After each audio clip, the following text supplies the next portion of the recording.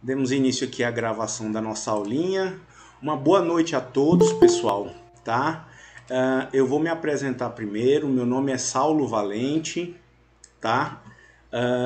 Eu vou estar aí com vocês na disciplina Direito Penal 2, Teoria Geral da Pena, tá? Tenho muito orgulho de dizer que a Unitins faz parte da minha história, tá? Meu primeiro emprego foi na Unitins como servidor administrativo. Eu trabalhei quase 2 anos na biblioteca, na época ainda que, que a biblioteca funcionava lá na sede, na 108 Sul, né?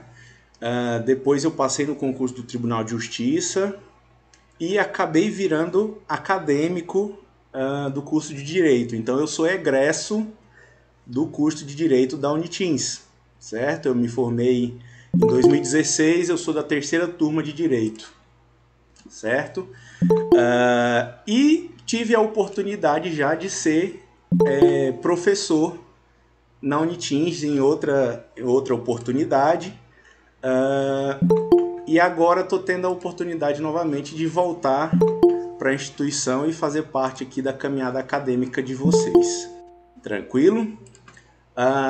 Além da graduação em Direito pela Unitins, eu sou especialista em Direito Processual pela PUC de Minas. Como eu comentei anteriormente, eu sou técnico, eu passei no concurso do Tribunal de Justiça, eu sou técnico judiciário e atualmente eu estou lotado na assessoria jurídica da desembargadora Maísa Vendramini, certo? Então eu trabalho aqui na nossa Corte Estadual de Justiça. Tranquilo, pessoal? Bom, vamos dar início aqui à nossa aulinha. Deixa eu compartilhar aqui com vocês o slide da nossa aula.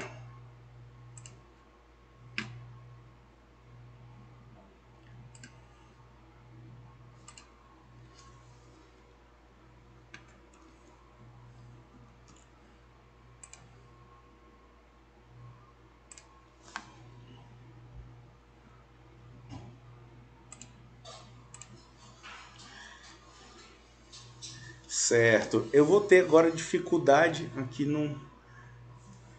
Tá, todo mundo está conseguindo, tá visualizando o slide aqui da aula? Sim? Ótimo, pessoal. Então, como é que a gente vai, como vai funcionar? Eu creio que a gente sabe que essa pandemia e essa situação toda pegou todo mundo de surpresa, né? Eu sinto muita falta do contato presencial com os alunos. Eu sou um pouco tradicional, eu acho que a metodologia presencial ela ainda é a mais eficaz, mas a gente tem que aproveitar os recursos tecnológicos para tentar dar continuidade nas nossas atividades o mais próximo do que a gente fazia anteriormente, né?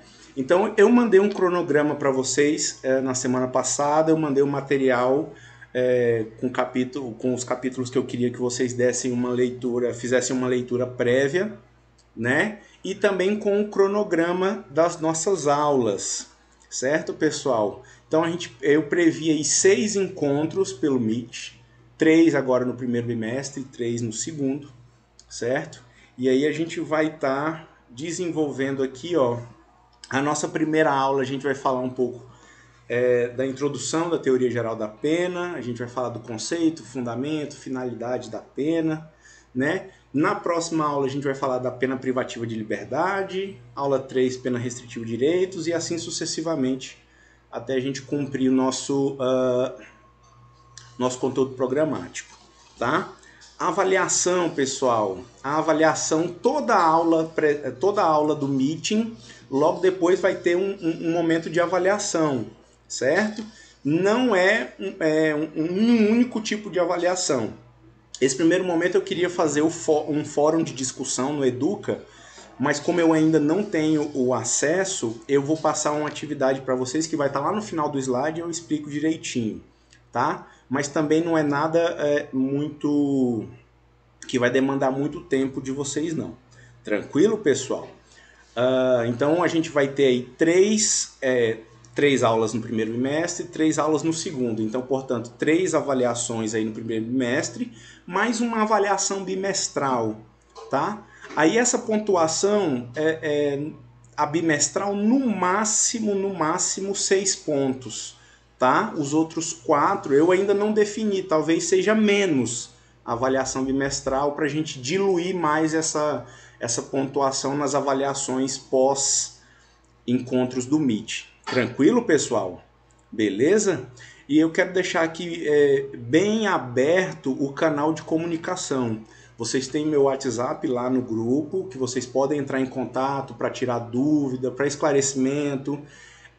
Eu gostaria também, se tivesse o representante de turma, caso algum aluno tenha dificuldade de acessar a aula, tenha dificuldade aí técnica com relação aos dados e queira, a gente pode achar um meio alternativo de disponibilização do material. Então eu peço que entrem em contato comigo que a gente consegue resolver. Tranquilo, pessoal? Então vamos dar início à nossa aula de hoje. Pessoal, a disciplina, ela é o Direito Penal 2, ainda é a parte geral do Direito Penal, né? E nós vamos falar da pena, ou seja, da sanção penal. No Direito Penal 1, vocês estudam teoria geral do delito, ou teoria geral do crime, em que vocês dissecam toda a construção científica do crime, né? Vocês aprenderam lá que o crime é um fato típico ilícito praticado por um agente culpável e que ele vai estar sujeito a uma determinada sanção, né? Então o que acontece, pessoal? A gente vai estudar agora nesse nosso semestre, a gente vai estudar justamente a sanção penal, certo? Como que se dá a aplicação da sanção penal? No Direito Penal 1, vocês estudaram o crime, como ocorre o crime, como que é caracterizada uma conduta criminosa. Já que no nosso no Direito Penal 2, nós vamos estudar a consequência jurídica da prática desse ilícito penal. Beleza, pessoal? Então, o que seria uma sanção penal, gente? A sanção penal, eu trouxe aqui o conceito lá do Kleber Masson, que está lá naquele capítulo que eu disponibilizei para vocês, é a resposta que o Estado vai dar àquela pessoa, àquele indivíduo que pratica um ilícito penal. E aí o ilícito penal a gente vai englobar tanto o crime quanto a contravenção penal. Então, sanção penal, pessoal, é toda a consequência jurídica que vai ocorrer com o indivíduo que praticou aí um crime ou uma determinada contravenção penal, aquele indivíduo que incorreu no ilícito penal.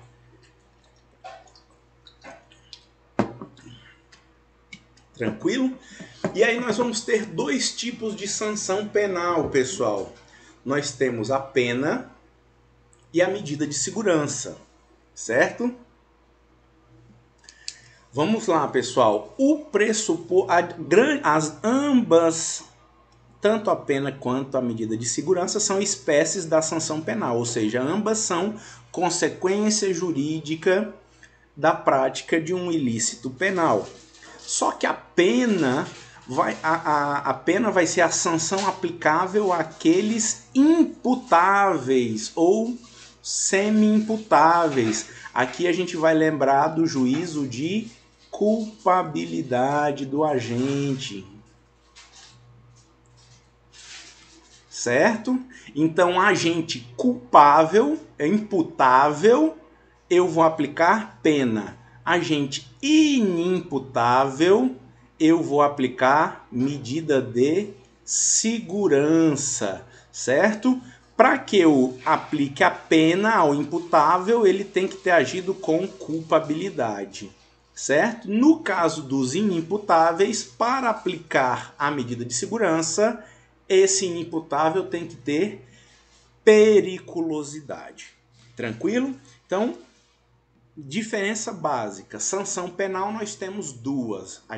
Nós temos a pena e a medida de segurança. A pena é aquela que vai ser imposta aos imputáveis ou semi-imputáveis, certo? Independente da periculosidade. Tem o pressuposto da culpabilidade, o agente culpável. Tranquilo? Já a medida de segurança vai ser aplicada a justamente os inimputáveis, aqueles que você não pode imputar uma determinada conduta criminosa. Tranquilo, pessoal? Alguma dúvida aqui com relação à distinção da pena para a medida de segurança? Não, tranquilo? Lá na frente nós vamos estudar quais são os requisitos de aplicação, como que são, quais são os critérios de aplicação da pena, quais são os critérios de aplicação da medida de segurança. Aqui no início a gente busca mais a diferenciação entre a pena e a medida de segurança. Tranquilo? Opa, acho que tem alguém. Então vamos lá, vamos começar estudando a pena, pessoal. Olha só, vocês estudam lá no Direito Penal 1, na Teoria Geral do Direito, do Delito, perdão, Teoria Geral do Crime, em que o Estado tem um direito, um poder-dever chamado de ius puniendi, o direito de punir do Estado, certo? Então, o Estado tem esse direito e dever, um poder-dever, de punir aquele que comete determinado ilícito penal. Então, a pena, pessoal, é uma reação de uma determinada sociedade, certo? Através do ius puniendi, ou seja, através de uma atividade estatal, certo? É a reação da sociedade em razão da prática de uma conduta definida na lei como ilícito penal. Aqui englobando tanto o crime quanto a contravenção penal. Tranquilo, pessoal? Então, olha só. A pena, é por isso que a gente tem sempre que ter esse raciocínio. A pena, ela é a consequência da prática do crime. Certo? Praticou o crime, o Estado vai exercer o ius puniendi, o direito de punir, para aplicar a pena a quem cometeu aquele ilícito penal. Tranquilo, pessoal?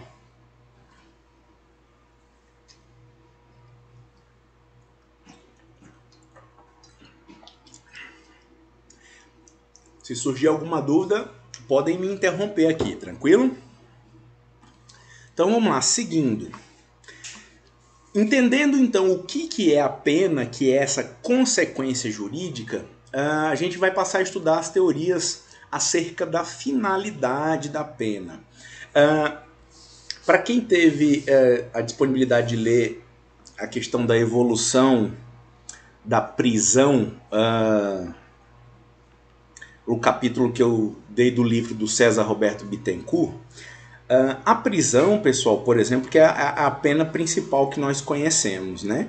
A prisão, que é a pena privativa de liberdade, ela nem sempre foi utilizada como pena, certo? A prisão era utilizada como preparatória para a pena. A pena era um castigo físico.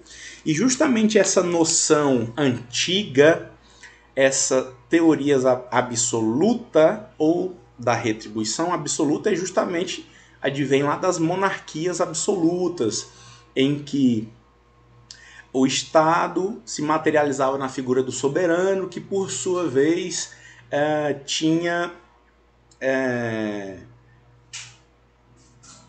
o seu poder sancionado pela igreja, pela religião. Então era um poder absoluto, né? Então surge nesse primeiro momento a pena, pessoal, como um castigo, certo? O indivíduo que pratica um ilícito penal, ele pratica um mal contra a vítima, contra a sociedade.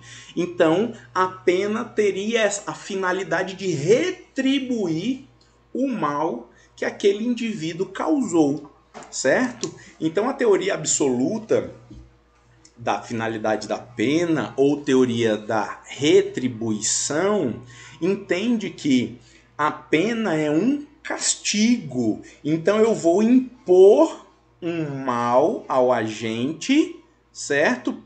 Por retribuição do mal que ele causou. Tranquilo? Então, ó, a teoria absoluta da finalidade da pena vai trazer a ideia de que a pena é um castigo, certo? A pena tem que causar um sofrimento, um mal, ela é um mal para retribuir o mal causado por ele. Tranquilo?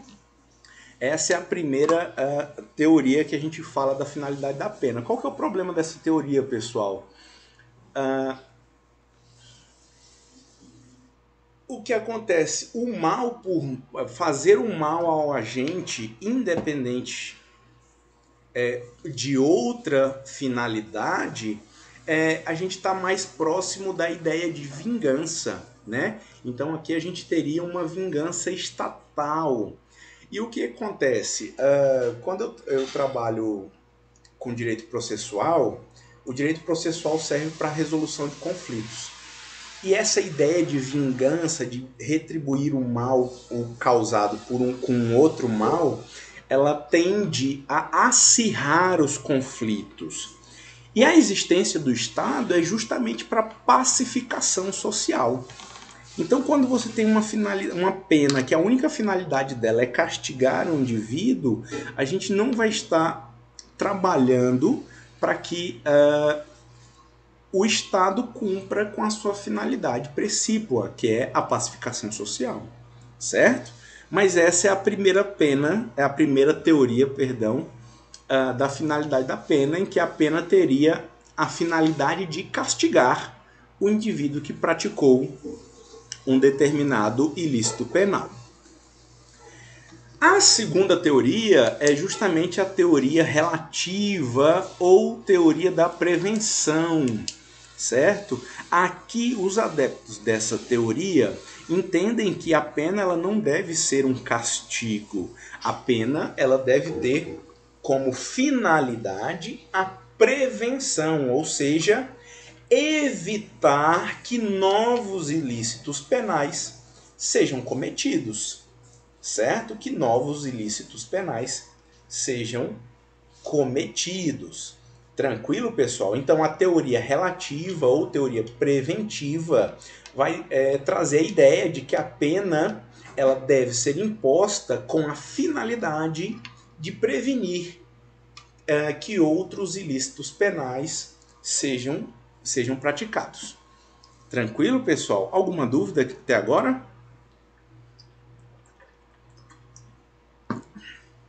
Então vamos seguir. Essa teoria relativa ou da prevenção, ela vai ter vários desdobramentos, pessoal. Ela vai ter vários desdobramentos, perdão. A teoria relativa ou da prevenção, você vai ter o aspecto geral e o aspecto especial, certo? E o aspecto geral ainda tem o negativo e o positivo, assim como o especial.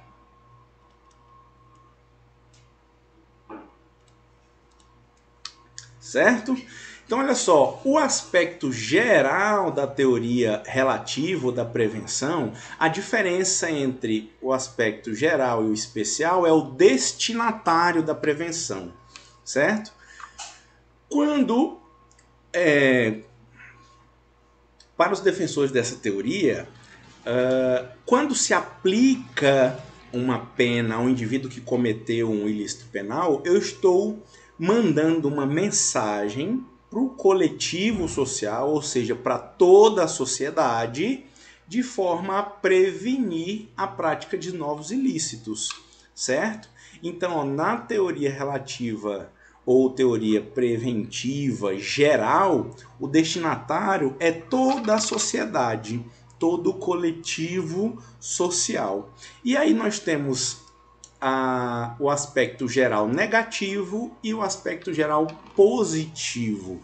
O aspecto geral negativo é sempre com caráter intimidatório, ou seja, eu aplico a pena para intimidar outras pessoas que porventura estejam planejando aí praticar um ilícito penal também, certo? Então aqui ela é direcionada a toda a coletividade. Eu estou aplicando a pena para esse indivíduo porque eu quero passar uma ideia, eu quero reforçar uma ideia, eu quero intimidar as outras pessoas de que caso outras pessoas pratiquem um delito, também vão sofrer as consequências. Então, a teoria relativa, no aspecto geral negativo, ela tem uma função intimidatória, ou seja, de dissuadir os possíveis delinquentes, aquelas pessoas que porventura pretendem, eu aplico a pena para intimidar os futuros delinquentes, as pessoas que futuramente planejam fazer praticar algum ato ilícito penal, certo? Já a preventiva geral positiva, ela tem uma função pedagógica, no seguinte sentido de reafirmar o sistema normativo. O que significa isso? Significa que significa promover a pacificação social, ou seja, incutir nas pessoas a ideia de que a prática do crime é ruim, é um fato antissocial, atrapalha a vida em comum, atrapalha a realização da finalidade do Estado, que é o bem comum, a pacificação, certo? Então, nesse aspecto geral positivo da teoria relativa ou preventiva, a gente tem uma função pedagógica, que é a de reafirmar a força que o sistema normativo tem, ou seja, de reafirmar a importância das regras de direito penal e reforçando também a ideia de que se deve respeito às leis, aos ditames legais. Tranquilo, pessoal?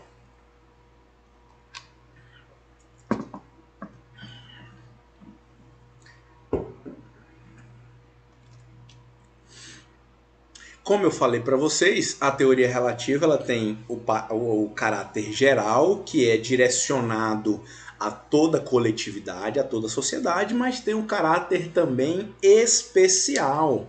Segundo a teoria relativa especial, eu aplico a pena, mas o destinatário dessa prevenção é o próprio delinquente, ou seja, a própria pessoa que praticou o ilícito penal. Então eu estou mandando eu vou aplicar a pena, certo? Para que aquela pessoa que cometeu, é direcionada para aquela pessoa que cometeu o ilícito penal, para que ela não volte a praticar novos delitos.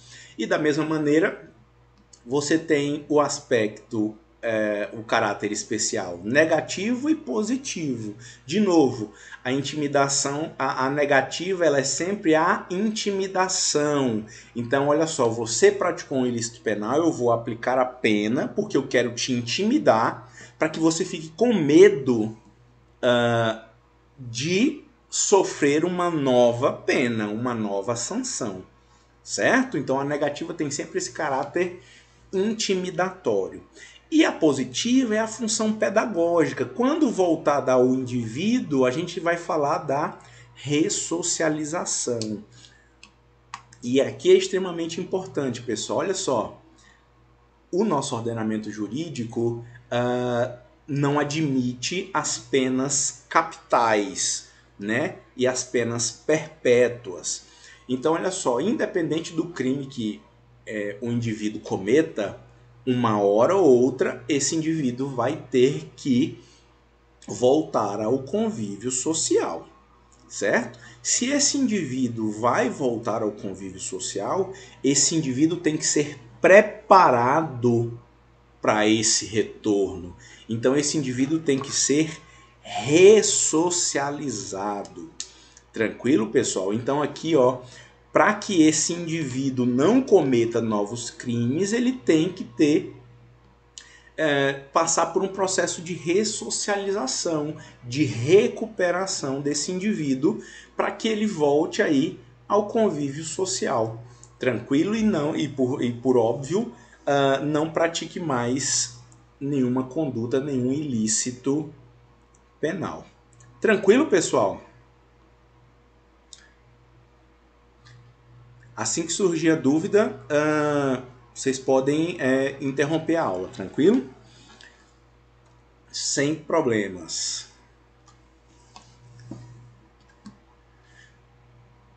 Aí o que acontece? Então, ó, partindo dessas duas teorias, nós temos a teoria absoluta da retribuição, ou seja, a pena é um castigo. Você praticou um mal, você fez um mal a alguém, então eu vou imputar um mal a você. O pessoal tem uma pergunta no chat aí. Sim, claro, eu vou olhar aqui, Carlos. Teoria relativa da prevenção exclui a ideia de Isso, perfeito. É isso mesmo, Carlos. Ó, a teoria absoluta, a finalidade da pena única e exclusiva é retribuir o mal. Na teoria relativa, a finalidade é única de prevenir, ou seja, eu aplico a pena para prevenir que não se cometa mais ilícitos penais, certo? Não é cumulativa. A junção das duas é que vai formar a teoria mista, que é o que o nosso ordenamento adotou.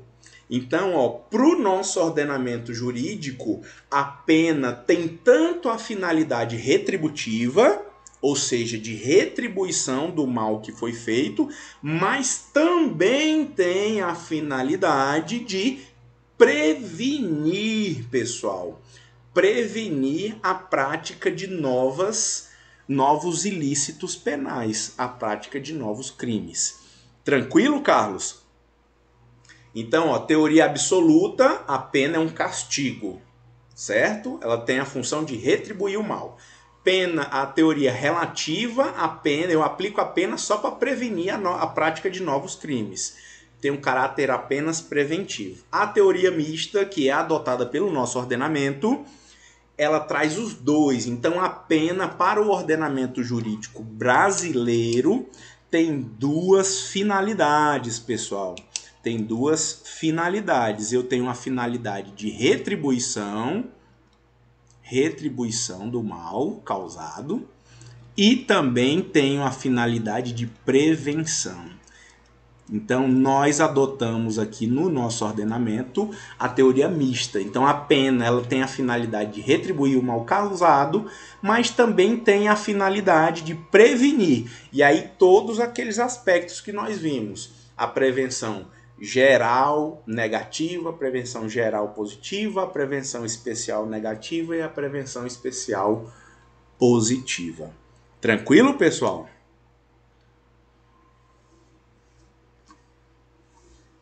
Olha só, eu trouxe alguns exemplos aqui de como o nosso ordenamento jurídico adota expressamente a teoria mista.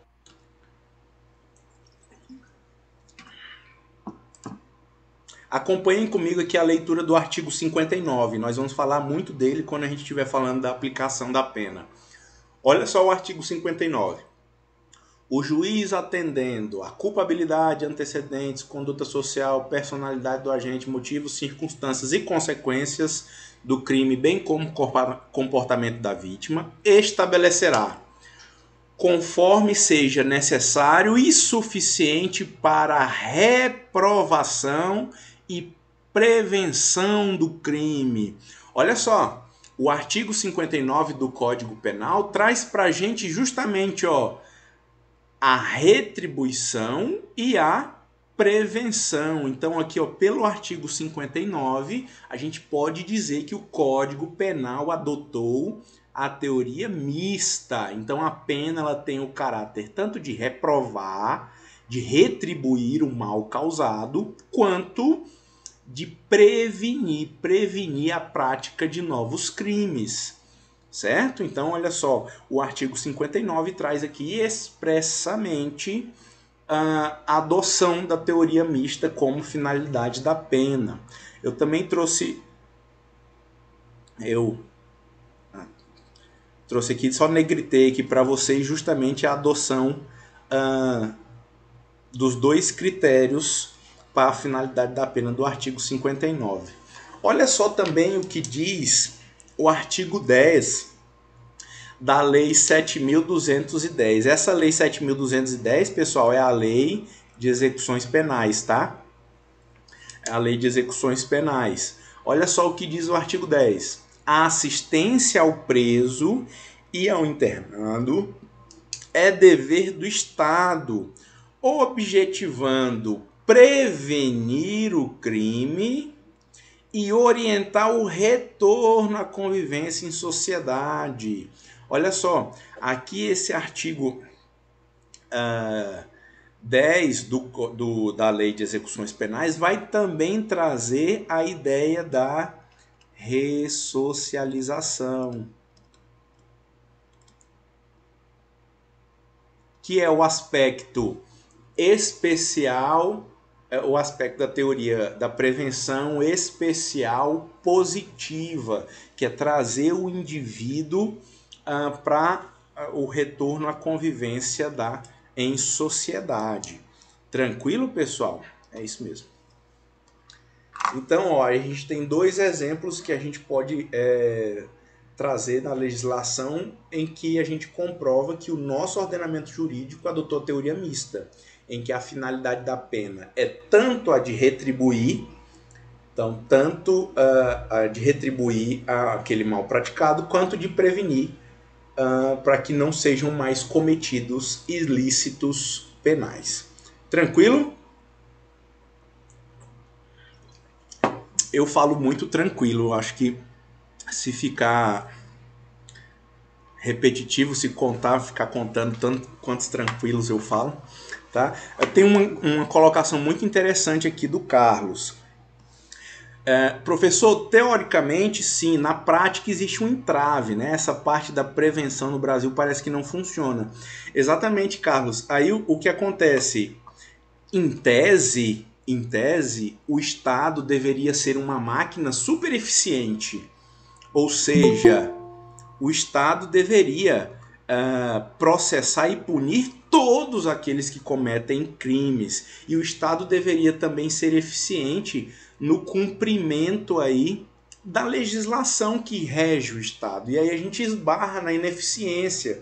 Então o Estado, ele no nosso caso, ele tem as suas ineficiências na saúde, ele tem as suas deficiências aí na concretização dos direitos fundamentais mais básicos do indivíduo, né? E acaba que o Estado também é falho tanto na aplicação da pena, né? O nosso processo criminal, estruturalmente, a gente tem dificuldade de processar, de encontrar os acusados e aplicar a pena neles, e também a gente tem aí distorções gigantescas no nosso sistema penitenciário, né? Nós temos aí um Estado que pune muito a população negra e pobre, né? E acaba deixando crimes praticados pela classe mais abastada de forma impune, o que gera mais desigualdade, o que acarreta mais corrupção e o que acarreta maior ineficiência do Estado.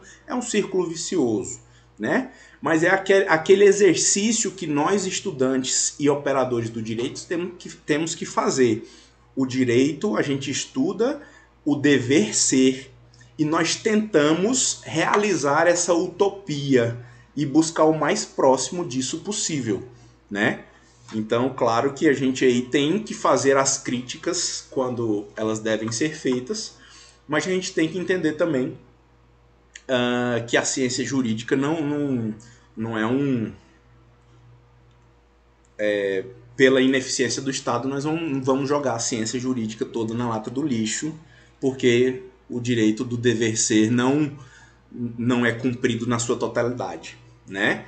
Então a gente tem que sempre caminhar, traça ele como objetivo, como utópico mesmo. A gente sabe que nunca vai alcançar. É igual o cachorro que persegue o carro na rua. O cachorro não sabe o que vai fazer quando alcançar o carro, certo? Mas ele continua sempre perseguindo. É a mesma coisa, a gente estabelece uma utopia, um dever ser que é intangível, mas que para a gente conseguir evoluir enquanto sociedade, enquanto Estado, nós temos que buscar esse objetivo.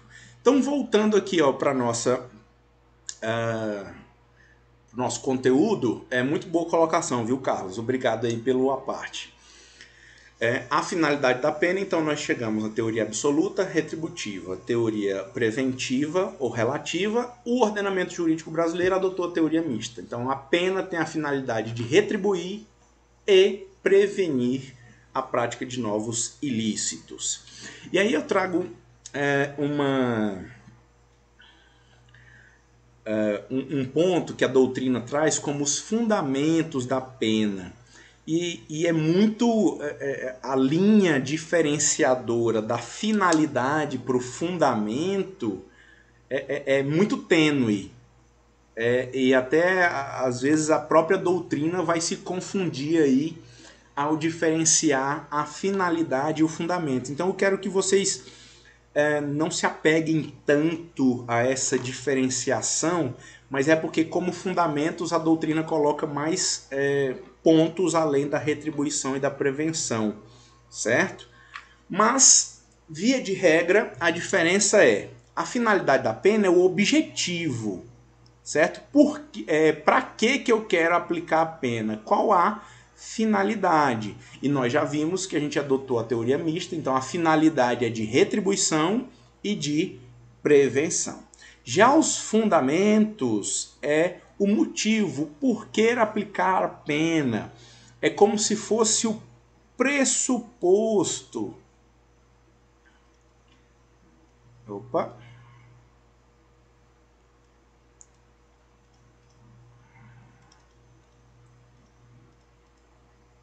O pressuposto de aplicação da pena. Tá? Mas, de novo, eu ressalto que essa diferenciação não fica bem clara na doutrina. Quer ver? Elas se confundem um pouco com a finalidade.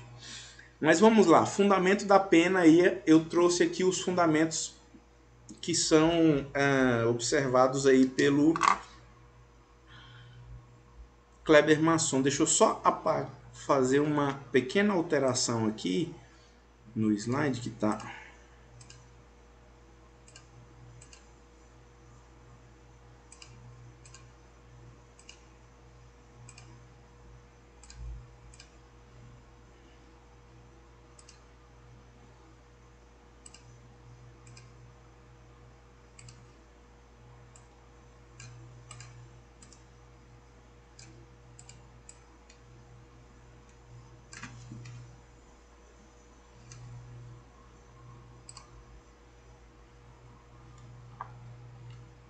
Pronto.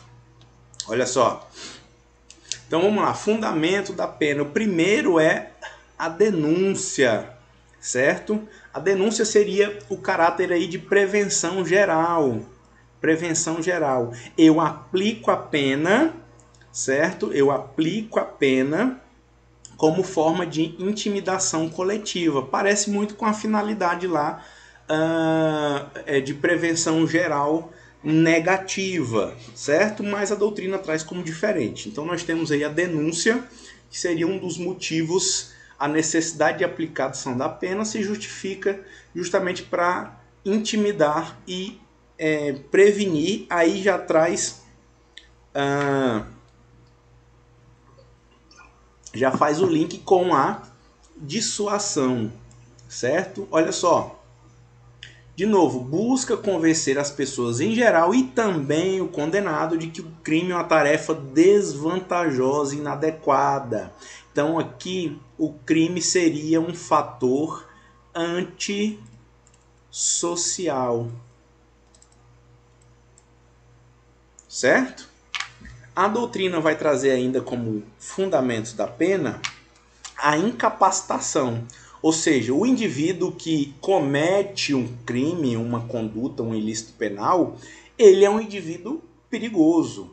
Então eu tenho que proteger a coletividade. Eu vou proteger a coletividade justamente retirando esse indivíduo de circulação. Vou privar ele da liberdade, vou levá-lo ao cárcere para proteger a sociedade. Eu vou incapacitar ele no sentido de incapacitar a prática de novos atos criminosos. Então, um motivo, um fundamento da pena é justamente de proteger a sociedade daquele indivíduo que cometeu o crime, certo? O outro fundamento é justamente a reeducação, reabilitação. Lembrando, quem comete um ilícito penal, não, no Brasil pelo menos, não vai receber nem pena de morte, nem pena perpétua. Então, uma hora ou outra, esse indivíduo vai voltar para o convívio social. Então, é melhor que ele tenha sido reabilitado, que ele tenha passado por um processo de reeducação. Então, eu aplico a pena para... eu aplico a pena porque eu quero reeducar esse indivíduo que cometeu o crime. Tranquilo? Outra questão, outro fundamento da pena é a reparação. É até interessante, porque nós vamos falar um pouquinho mais na frente sobre o abolicionismo, né? Mas muito se questiona que o nosso sistema penal dá muita ênfase na punição daquele que cometeu o delito e se esquece da reparação ou da assistência à vítima daquela conduta, né? Então, olha só, um dos fundamentos da pena que a gente ainda tem que melhorar bastante é justamente a reparação do dano que porventura é causado à vítima, certo?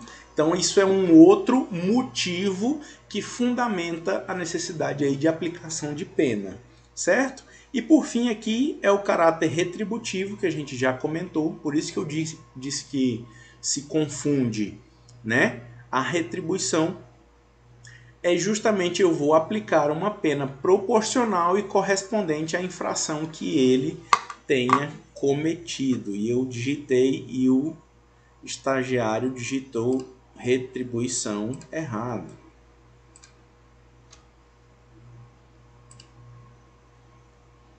Pronto. Tranquilo, pessoal? De novo, eu quero que vocês não se apeguem a essa diferença entre finalidade e fundamento da pena. O para quê e o porquê, ele é muito tênue. Você fala do...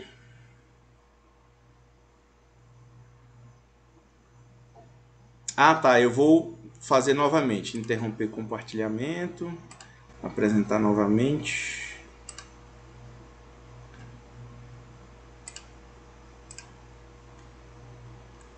Melhorou agora, pessoal?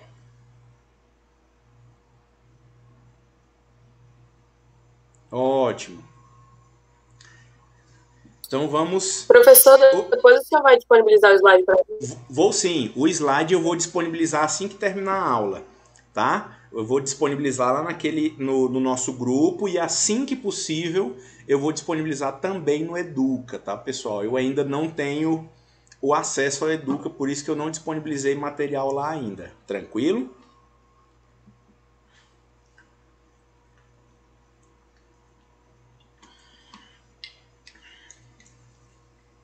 Então vamos dar seguimento. Olha só, pessoal.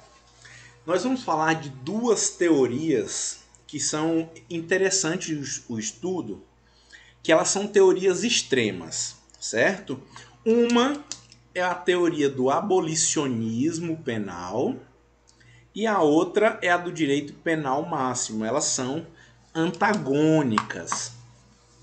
A teoria extrema do abolicionismo penal, ela parte do seguinte pressuposto. Imagine o seguinte, ó. Como a gente comentou agora há pouco, o Estado ele é ineficiente em processar e julgar aqueles indivíduos que praticaram um ilícito penal. Então ele é ineficiente na aplicação das penas. Então o raciocínio é o seguinte: imagine que de cada 100 homicídios que acontecem, só 10 são punidos.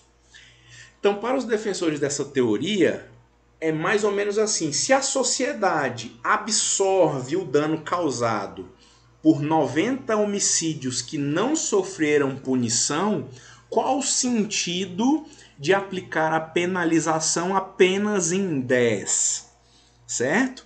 Então, para o abolicionismo penal, a solução passa por um movimento de descriminalização das condutas. Ou seja, aquelas condutas, por mais graves, vão deixar de ser crimes, certo? E também pela despenalização, eliminação ou intensa atenuação da prática, da pena. Certo, pessoal? Então, o que acontece? Para os teóricos do abolicionismo penal, o Estado não consegue punir, mesmo não conseguindo punir todos os que praticam a conduta criminosa, não consegue administrar o sistema penitenciário, que é um caos, certo? Você acaba retribuindo o mal de forma desproporcional, né? E também você não consegue prevenir novos delitos, porque o indivíduo não sai ressocializado e ele não consegue voltar ao convívio.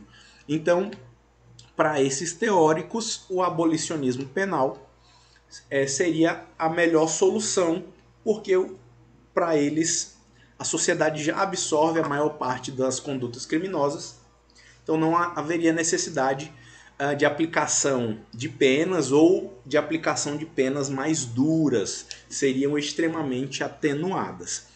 Por óbvio que essa teoria é extremamente complicada de ser posta em prática, né? Porque imaginem o mesmo exemplo que eu dei dos 100 homicídios que apenas 10 são punidos. Os outros 90, por mais que eles não tenham sido punidos, eles vão ficar com receio de um dia serem descobertos. Então, mesmo que o Estado seja ineficiente, o medo de sofrer uma determinada punição, uma determinada pena, ainda tem esse caráter preventivo, de imputar nas pessoas o temor da prática de um ilícito penal, com receio da pena que lhe vai ser imposta, certo? Outra teoria extrema é justamente o contrário. É a teoria do direito penal máximo. A teoria do direito penal máximo, ela é voltada justamente para o contrário, é tolerância zero. Qualquer prática de qualquer crime deve ser punida com rigor, certo? Com rigor. Na década de 80, a cidade de Nova York passava por um período muito complicado em que ela estava dominada pela máfia, por tráfico de drogas, né? E surgiu nos Estados Unidos, especialmente em Nova York, essa política de tolerância zero,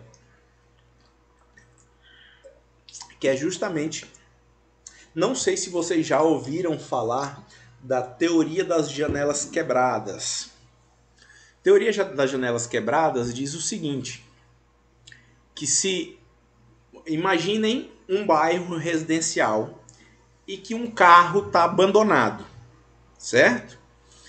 Se alguém quebra a janela desse carro, conforme as pessoas vão passando por esse carro e vendo que o carro tem uma janela quebrada, as pessoas parecem que vão sentindo o poder e a possibilidade de destruir mais o carro. Então outra pessoa quebra outra janela, outra pessoa fura o pneu, outra pessoa rouba o som do carro, e assim uma situação que você tinha uma prática de um ilícito pequeno vai se transformando em caótica, né? Justamente porque você possibilitou que aquela conduta ilícita antes permanecesse impune, né? Só que qual o problema dessa teoria do direito penal máximo? Ela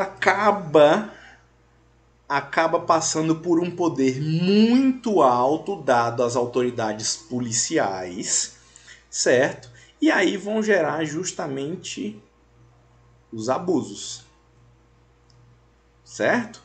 Então o que acontece? Em nome da punição dos culpados, admite-se inclusive a punição de alguns inocentes, certo? Então aqui é claro que a gente aí passa-se por uma discussão, inclusive, da utilização aí do Estado por meio do direito penal para fazer a limpeza social, porque a gente utiliza a teoria das janelas quebradas, mas pense que para os defensores do direito penal máximo, a presença de um mendigo na rua pode ser uma janela quebrada, certo? A presença de uma pessoa mais pobre, mais carente pode ser isso. Então o que acontece? Às vezes esse direito penal máximo, essa política da tolerância zero, permitiu a prática de abusos e a realização justamente de uma limpeza social das ruas, certo? Então aumentou o turismo, né? Aumentou a sensação de segurança das classes mais abastadas da cidade de Nova York. Mas como eu comentei, essa teoria tem graves problemas, né? Imagine aplicar a teoria do direito penal máximo numa sociedade como a do Brasil, em que você tem uma grande quantidade de pessoas pobres, né? E você tem uma desigualdade enorme. Imagina promover essa política do tolerância zero em não admitir pessoas aí, menos abastadas em situação de vulnerabilidade. É extremamente complicado, né? Então a gente tem que olhar sempre que teorias extremas dificilmente vão ser a resposta adequada para a solução dos nossos problemas, para a solução do direito penal, certo? Então, fazendo um contraponto ao abolicionismo penal e ao direito penal máximo, aí a gente vai falar um pouco do garantismo penal, que é muito confundido. Justamente existe uma pecha do garantismo que ele estaria mais próximo do abolicionismo, mas não é bem isso. O movimento do garantismo penal, pessoal, é como se fosse o meio termo entre o abolicionismo e o direito penal máximo, certo?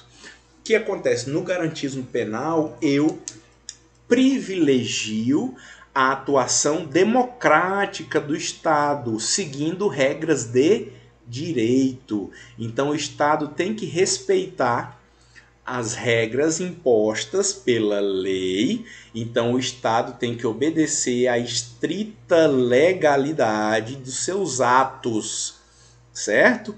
Com isso, inclusive, aplicando as penas a quem, porventura, incida em um ilícito penal.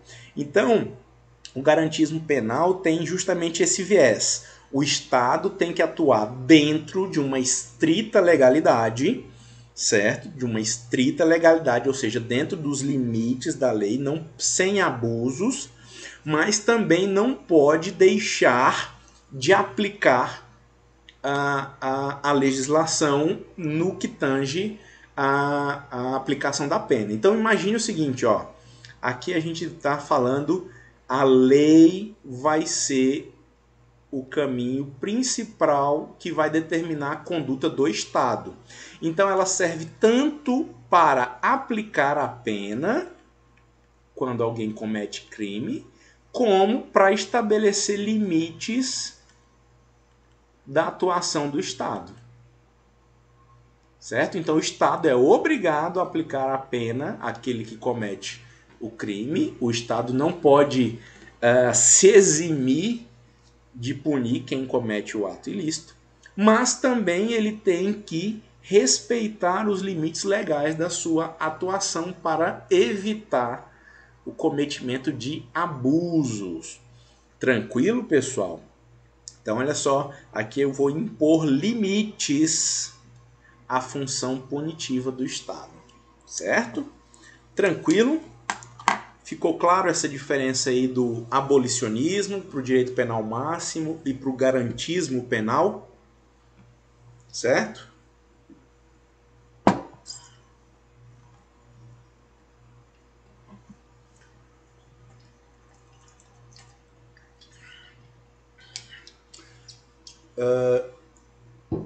Eu não sei vocês, mas fazer um pequeno parêntese aqui. Antes de entrar para o direito, eu era acadêmico de engenharia ambiental e eu já cheguei a ser professor de física e química no ensino médio. Mas Deus me iluminou e eu mudei de curso, escolhi o curso certo. Mas enfim, quando eu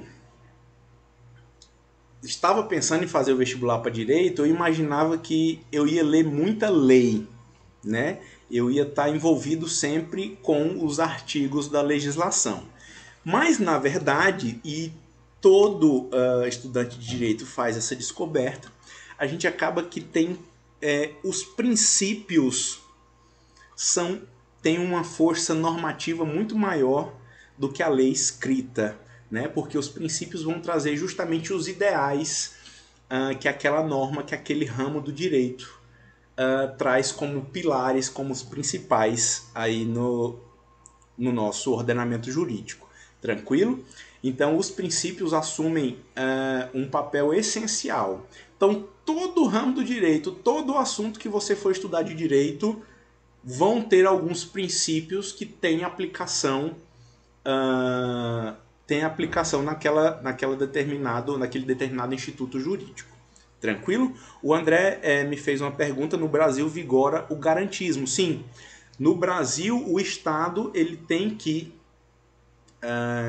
pautar a sua atuação dentro da legalidade. Então ele tem que respeitar os limites da lei para a sua atuação. Tranquilo, André? Então ele tem tanto a obrigação de punir o agente quanto respeitar os limites e os direitos. Né? Então, pessoal, dada a importância dos princípios, a gente não podia falar de teoria geral da pena sem estabelecer quais são os princípios que vão ter aplicação aqui na teoria geral da pena. Certo? E o primeiro princípio, eu já cheguei até a comentar com vocês agora, quando a gente falou do garantismo penal, é o princípio da reserva legal ou da estrita legalidade. Ele tem previsão constitucional. Olha só o que diz o artigo 5º, inciso 39. Não há crime sem lei anterior que o defina. Essa aqui é a estrita legalidade da teoria geral do crime. E aqui é a estrita legalidade da teoria geral da pena. Não há crime sem lei anterior que o defina, nem pena sem prévia cominação legal. Então o Estado só pode aplicar pena se existir uma lei prevendo pena para aquela determinada conduta. Então o Estado não pode jamais aplicar uma pena que não tenha previsão legal, certo? Então a pena só vai ser aplicada se existir previsão legal, certo? Em decorrência desse princípio da reserva legal, a gente tem o princípio da anterioridade, certo? O Estado só pode, é o mesmo inciso, inclusive, da Constituição. O Estado só vai poder aplicar uma pena se tiver previsão legal e se essa previsão for anterior à prática do delito.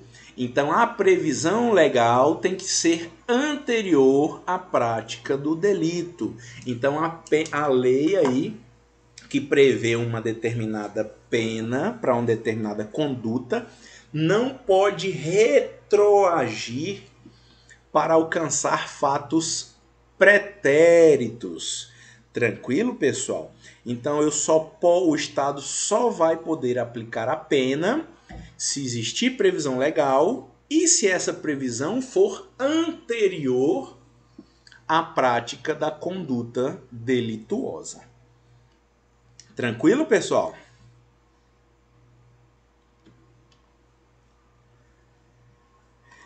Mais dois princípios, ó. O princípio da pessoalidade ou responsabilidade pessoal. Esse aqui é muito interessante, olha só. Também tem previsão constitucional. Eu gosto de fazer sempre... geralmente existe uma rixa, né? Entre direito penal e direito civil, né? Dizem que, inclusive, existe um jargão que você, na faculdade, se apaixona pelo direito penal, mas quando se forma, casa com direito civil, né?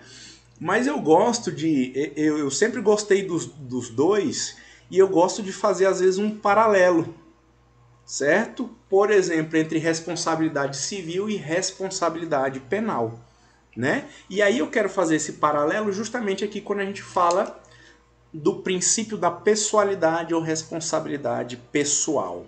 Olha só o que diz o inciso 45 do artigo 5º. Nenhuma pena passará da pessoa do condenado. Nenhuma pena passará da pessoa do condenado. Então veja, pessoal, apenas o indivíduo que cometeu o crime pode responder pela sua conduta. Eu não posso aplicar uma pena à pessoa que não foi condenada. Então, olha só, qual que é o paralelo que eu gosto de fazer? Responsabilidade penal, quem responde pelo crime é a pessoa.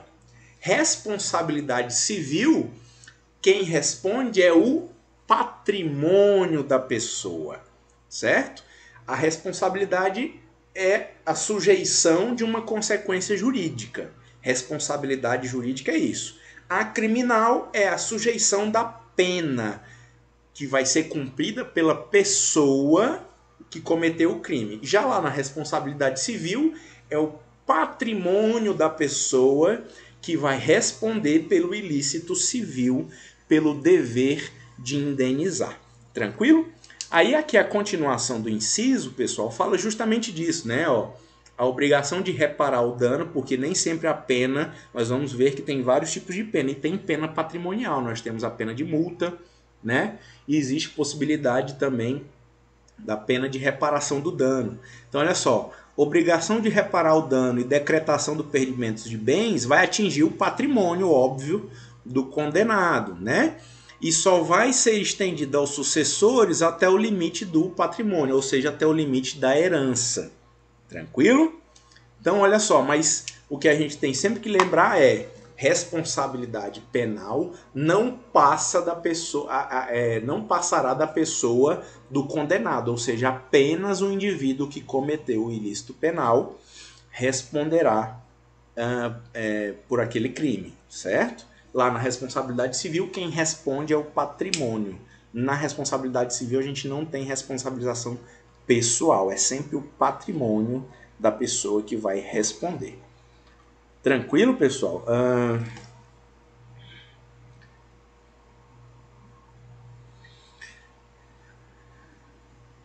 O Márcio me fez uma pergunta aqui. Quanto o princípio da legalidade tem uma diferença formal e material?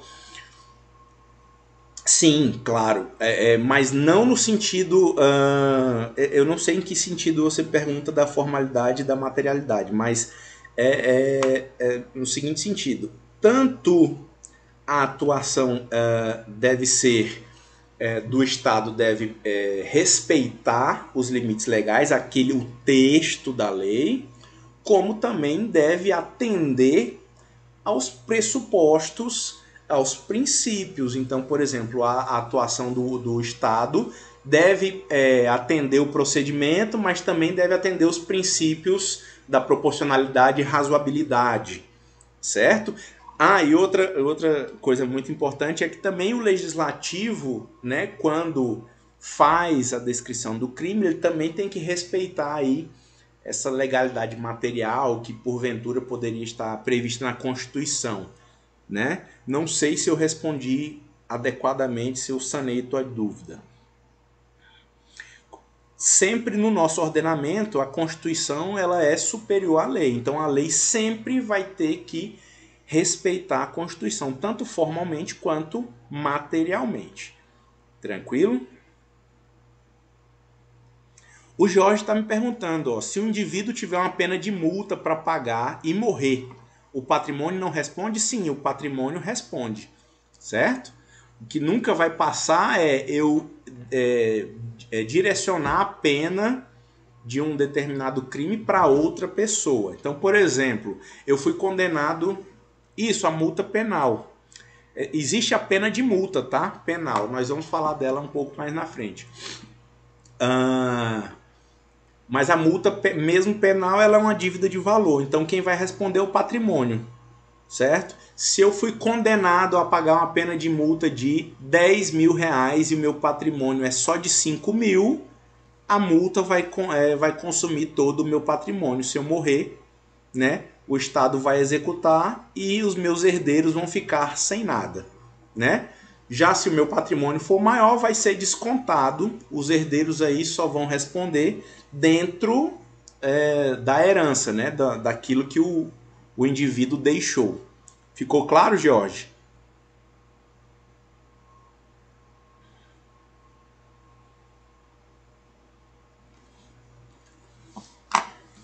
Então vamos lá. Próximo princípio, pessoal. Princípio da inderrogabilidade ou inevitabilidade. É uma decorrência do princípio da legalidade, da reserva legal. Veja, o direito de punir do Estado é sempre um poder-dever. Ele pode, mas ele também deve, certo? Então, uma vez que o indivíduo cumpriu foram preenchidos todos os pressupostos para aplicação de pena, o Estado deve aplicar a pena. Não pode simplesmente não aplicar a pena. Então, olha só voltar um pouquinho aqui no slide. Lembra quando eu falei aqui, ó, do garantismo? A lei ela vai impor limites à atuação do Estado, mas ela também impõe uma obrigação. Se foram preenchidos os pressupostos para a aplicação da pena, o Estado deve aplicar a pena, certo? Então, olha só, o princípio da inderrogabilidade ou inevitabilidade é justamente isso. É uma atividade vinculada do Estado. O Estado, uma vez preenchidos os pressupostos, deve aplicar a pena que aquele indivíduo foi condenado.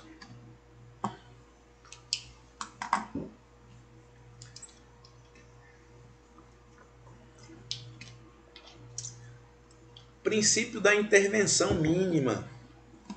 Então veja, aqui a gente se recorda lá do princípio da intervenção mínima da parte geral, do teoria geral do delito lá, do direito penal. Olha só, o direito penal vai cuidar de bens jurídicos dos mais importantes que devem ser protegidos.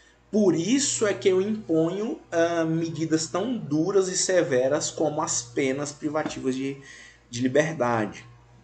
Mas, em contraponto, inclusive, àquela questão do direito penal máximo, o direito não pode se preocupar com coisas menores. Então, o direito penal, a pena só deve ser aplicada quando aquela for a única medida apta a retribuir o mal causado e prevenir que aquele mal seja praticado novamente, certo? Então, olha só, a pena só vai ser legítima quando nos casos que forem estritamente necessários.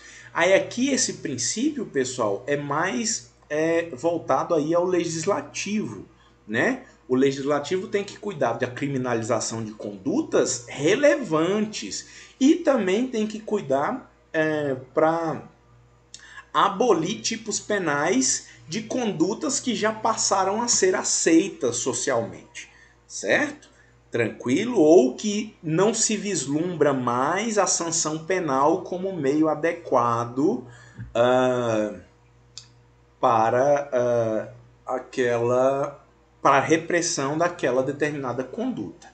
Tranquilo, pessoal? Então, o princípio da intervenção mínima ou da última ratio é justamente o direito penal só tem que se preocupar com os assuntos em que ele é estritamente necessário, certo? Então, da mesma forma que eu só vou considerar crime condutas extremamente graves, eu só vou aplicar pena, uma sanção penal, a condutas extremamente graves que vão afetar um bem jurídico relevante, certo?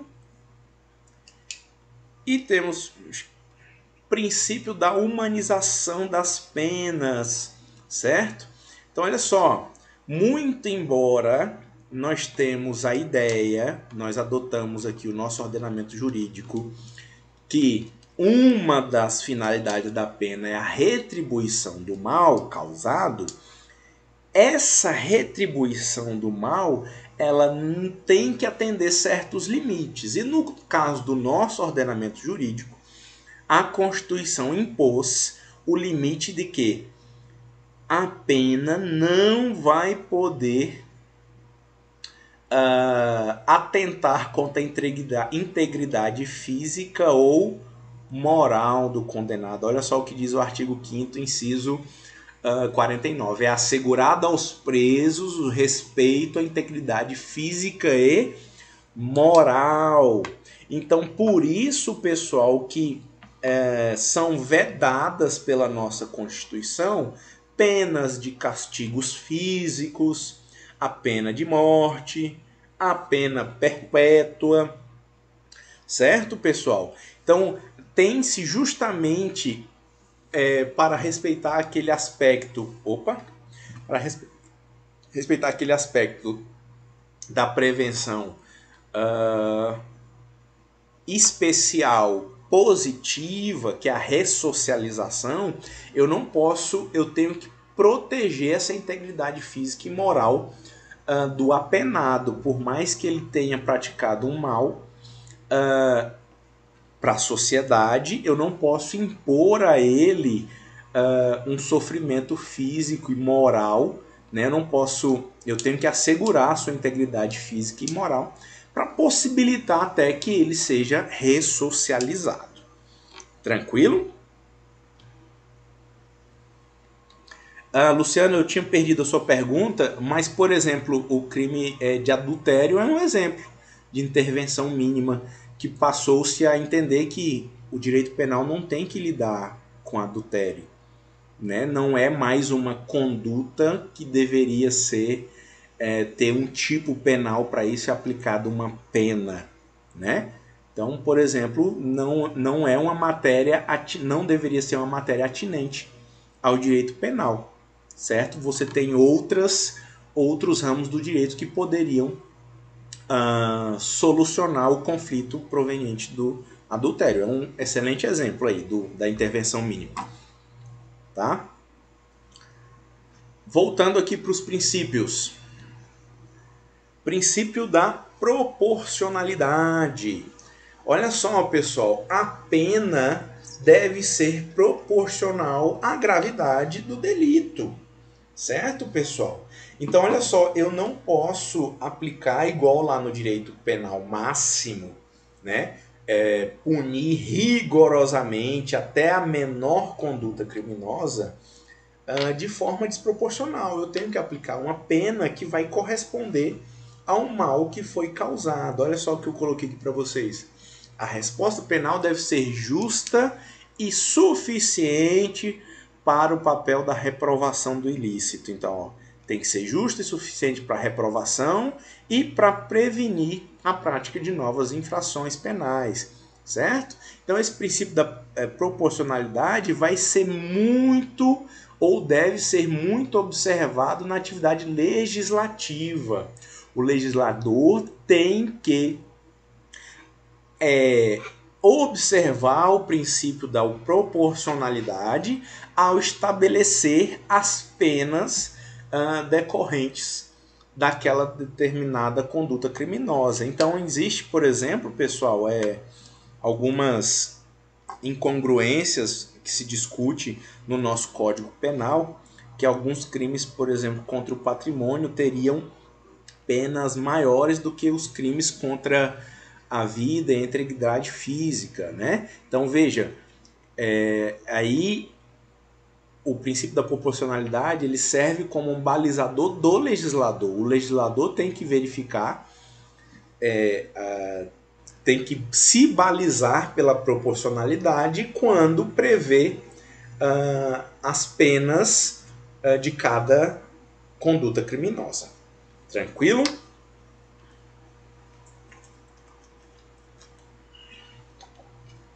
E por fim, eu acho que esse é o último princípio, é isso. O princípio da individualização da pena, também com previsão constitucional. Olha só o que diz aqui o artigo 46, o inciso 46 do artigo 5º.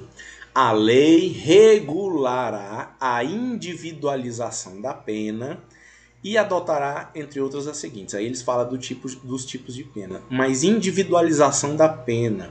Olha só, pessoal. A pena deve ser aplicada de acordo com as características especiais. Olha só, a pena deve ser aplicada de acordo com as características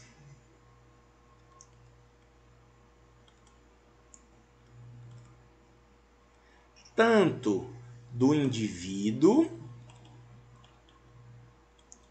como as especificidades aí da infração. Então, o comportamento de cada indivíduo na conduta criminosa deve ser levado em conta. A pena deve ser fixada de acordo com cada caso. Então, o magistrado, ao analisar, ao apreciar, ao aplicar a pena, ele tem que analisar caso a caso, e nós vamos ver a dosimetria da pena mais na frente, quando a gente estiver falando da aplicação da pena privativa. O juiz tem que fundamentar em cada situação concreta o porquê ele vai aplicar uma pena maior ou menor para aquele determinado delito. Lembrando sempre que aí o magistrado, as penas privativas de liberdade, elas sempre vão trazer o mínimo e o máximo. E aí o juiz vai se balizar através desses limites, né? Mas para cada indivíduo que for condenado, a pena deve ser fixada de forma individualizada, levando em conta as características tanto do indivíduo quanto da infração perpetrada.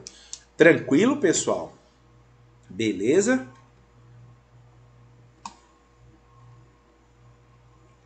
Então vamos lá.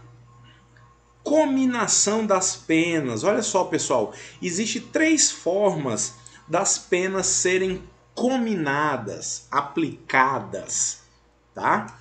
As penas podem ser aplicadas de forma isolada, podem ser cumulativas ou podem ser alternativas, certo?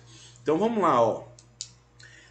Pena aplicada de forma isoladamente é quando o tipo penal prevê apenas um tipo de pena. E eu trouxe aqui o exemplo do homicídio. O artigo 121 do Código Penal traz: matar alguém, pena, reclusão de 6 a 20 anos. Olha só, eu só tenho a previsão da pena de reclusão. apenas. Então, a única pena a ser aplicada isoladamente para quem cometer o crime de homicídio é a pena de reclusão, certo? Mas existem alguns tipos penais que prevêem a aplicação de pena, a combinação de penas de forma cumulada. Olha só, a combinação de penas cumulativamente, o tipo penal prevê duas penas, e elas têm que ser aplicadas em conjunto. Olha só o artigo 157, o artigo 157 é o roubo, certo? Subtrair coisa móvel alheia para si ou para ontem, mediante grave ameaça ou violência à pessoa, depois de havê-la por qualquer meio reduzida em possibilidade de resistência. Olha só, qual que é a pena prevista para o crime de roubo? Eu tenho uma pena de reclusão e uma pena de multa. E aqui eu tenho um artigo E. Então, olha só, quando o juiz for fixar a pena para o crime de roubo, o juiz deve fixar as penas de forma cumulativa, ou seja, ele vai fixar a pena de reclusão e uma pena de multa. Tranquilo? Beleza? E por fim, as penas podem ser combinadas alternativamente. Alguns tipos penais estabelecem mais de uma espécie de pena, mas vai ser aplicada apenas uma. Olha só, aplicação única de duas espécies de penas. Olha só, o artigo 140 que traz a injúria. Artigo 140. Injuriar alguém ofendendo-lhe a dignidade ou decoro. Ele vai trazer para a gente aqui esse artigo no preceito secundário, duas penas distintas. Eu tenho uma pena de detenção e uma pena de multa. Só que aqui nós temos a conjunção ou. Então veja bem, o juiz, ao aplicar a pena para o crime de injúria, ou ele vai aplicar detenção ou ele vai aplicar multa. Então aqui eu tenho uma combinação alternativa de penas. Tranquilo, pessoal? Então olha só, as penas podem ser combinadas isoladamente, quando o tipo penal prevê apenas um tipo de pena, cumulativamente, quando o tipo penal prevê dois tipos de pena que devem ser aplicadas em conjunto, ou alternativamente, quando ele tem mais de um tipo de pena e a lei permite que o magistrado aplique uma ou outra.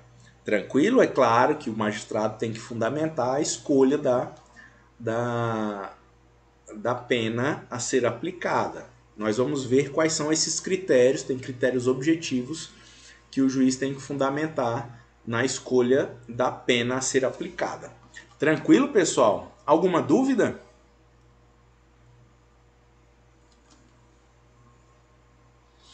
Então vamos lá, pessoal.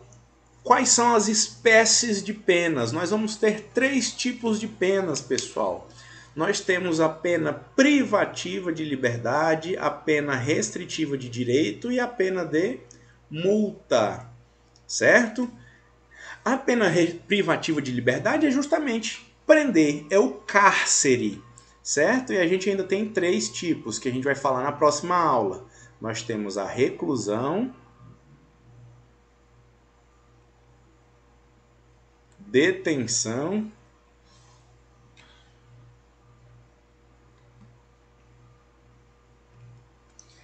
e a prisão simples. Prisão simples é das contravenções penais, tá? Então, a privativa de liberdade nós temos a reclusão, a detenção e a prisão simples. É o cárcere, é colocar o indivíduo privado de sua liberdade em um estabelecimento penitenciário. Tranquilo?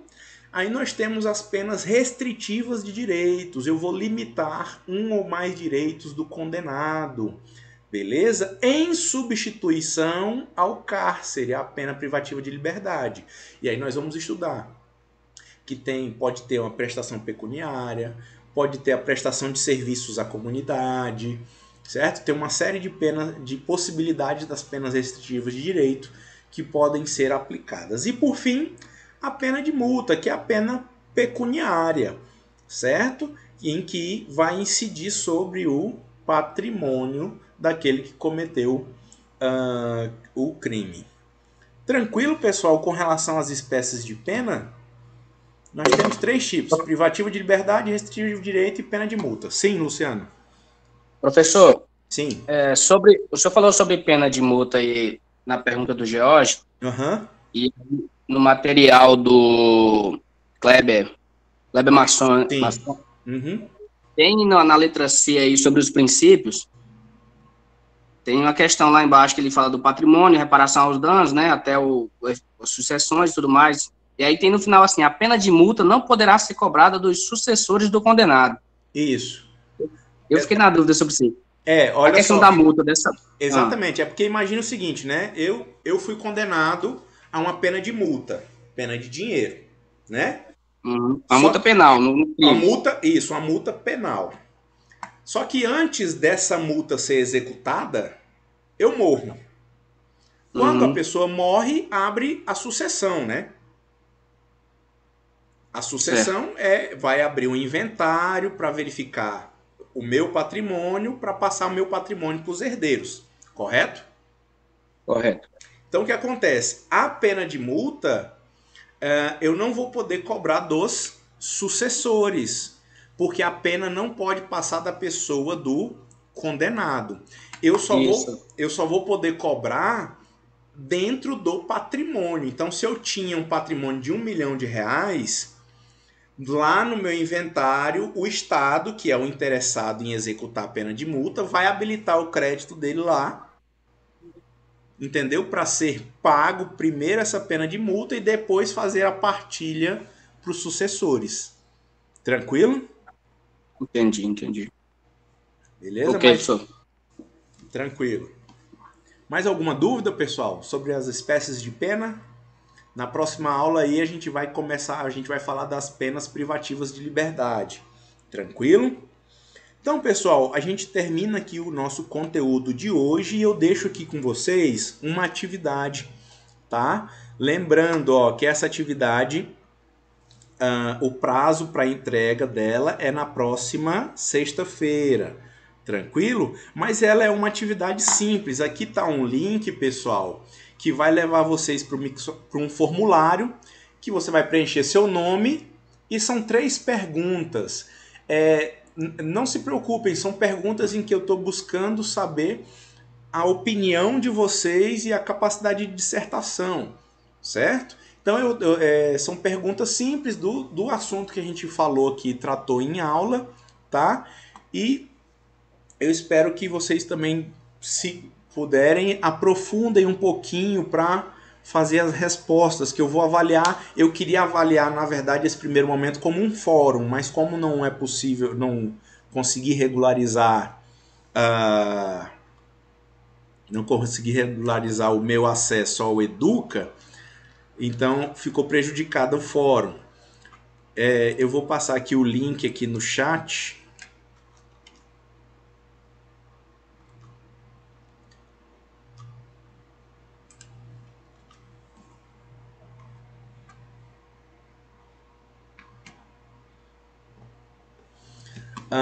Verônica, eu vou analisar o cronograma, eu não estou aqui com ele aberto.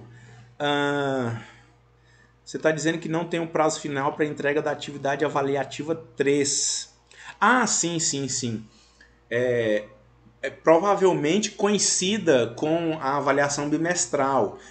Mas veja, a avaliação bimestral também imagino que eu vou passar com um prazo de antecedência. Certo? A gente ainda vai conversar sobre o momento e a gente pode fazer alterações, né, nessa questão da data para não existir sobrecarga de vocês, considerando que vocês têm outras avaliações dos outros professores. Tranquilo, Verônica? Então a gente pode fazer adaptações aí nesse cronograma, tá? João, você me pediu o link, eu coloquei aqui o link no bate-papo da nossa atividade, do Forms. É só ir lá responder, tá? Você pode acessar pelo celular, pode acessar pelo computador, tranquilo? Aí pode... eu também vou disponibilizar esse link e o slide agora no grupo nosso da disciplina, tranquilo? Tanto os slides que tem o link da atividade, mas também vou disponibilizar o link lá no grupo. Tranquilo, pessoal? Bom, eu espero que vocês tenham aproveitado esse nosso encontro. Novamente, eu sinto por não termos esse contato presencial, né, que eu acho que seria muito satisfatório, mas quero deixar aqui a minha disponibilidade para atender vocês sempre que for possível. Tranquilo, pessoal? Quero deixar esse canal de comunicação aqui sempre aberto. Eu espero que tenha atendido as expectativas de vocês. Tranquilo, pessoal? No mais, um abraço a todos, bom fim de semana, tá? Na próxima semana é o prazo final da nossa atividade e eu vou disponibilizar o material da pré-aula da aula 2. Tranquilo? Um abraço para vocês aí, pessoal. Eu vou encerrar a reunião aqui para a gravação, tá? Até mais, bom fim de semana a todos.